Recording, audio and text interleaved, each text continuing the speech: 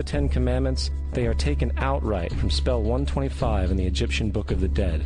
What the Book of the Dead phrased, "I have not stolen," became "thou shalt not steal." "I have not killed," became "thou shalt not kill." "I have not told lies," became "thou shalt not bear false witness," and so forth. In fact, the Egyptian religion is likely the primary foundational basis for the Judeo-Christian theology.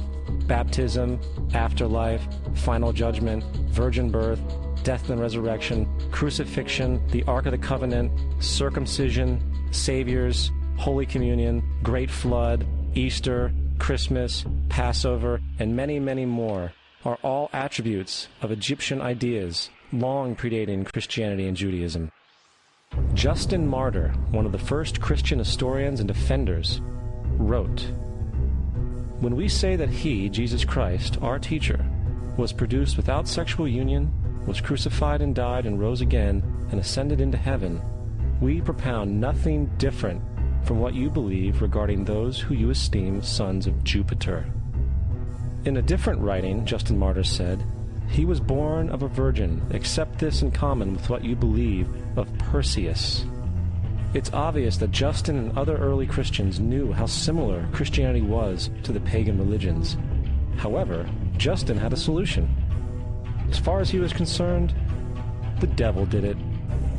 The devil had the foresight to come before Christ and create his characteristics in the pagan world. Fundamentalist Christianity, fascinating. These people actually believe the world is 12,000 years old. Swear to God. I actually asked one of these guys, okay, dinosaur fossils. He says, dinosaur fossils? God put those here to test our faith.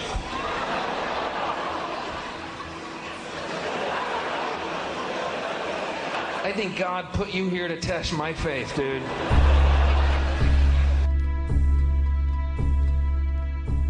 The Bible is nothing more than an astrotheological literary hybrid, just like nearly all religious myths before it. In fact, the aspect of transference of one character's attributes to a new character can be found within the book itself.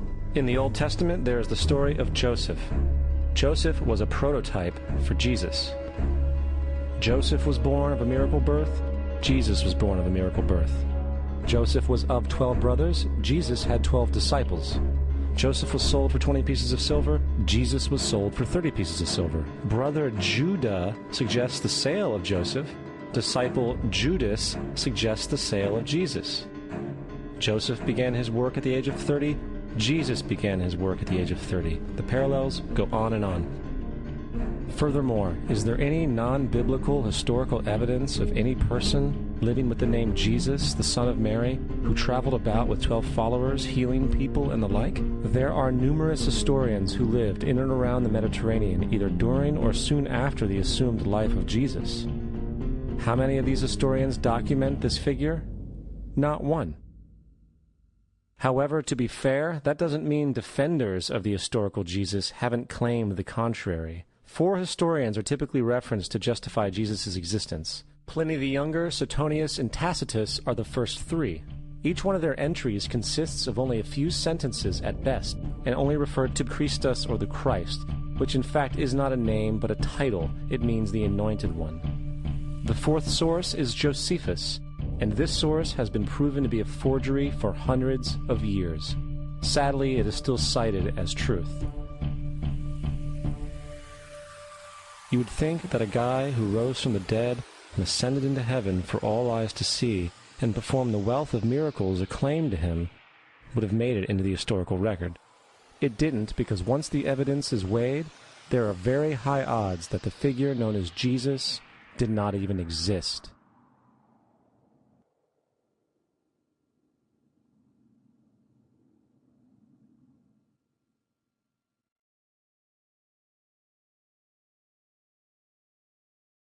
We don't want to be unkind, but we want to be factual. We don't want to cause hurt feelings, but we want to be academically correct in what we understand and know to be true. Christianity just is not based on truth.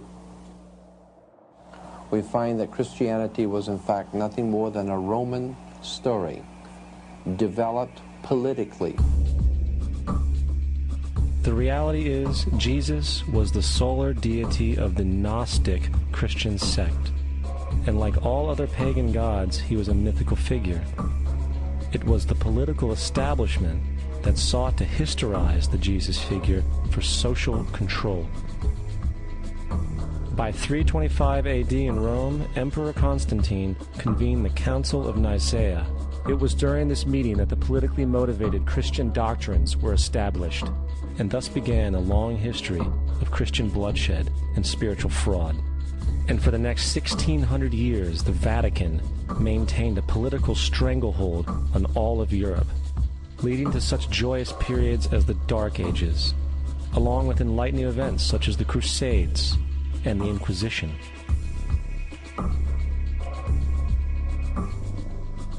Christianity, along with all other theistic belief systems, is the fraud of the age.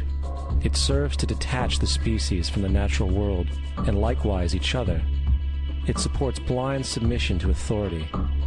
It reduces human responsibility to the effect that God controls everything, and in turn awful crimes can be justified in the name of a divine pursuit. And most importantly, it empowers those who know the truth, but use the myth to manipulate and control societies. The religious myth is the most powerful device ever created and serves as the psychological soil upon which other myths can flourish.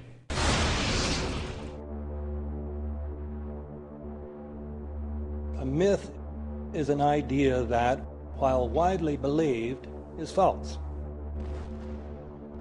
In a deeper sense, in the religious sense, a myth serves as an orienting and mobilizing story for a people. The focus is not on the story's relation to reality, but on its function. A story cannot function unless it is believed to be true in the community or the nation. It is not a matter of debate. If some people have the bad taste to raise the question of the truth of the sacred story, the keepers of the faith do not enter into debate with them. They ignore them or denounce them as blasphemers. It is wrong, blasphemous, and sinful for you to suggest, imply, or help other people come to the conclusion that the U.S. government killed 3,000 of its own citizens.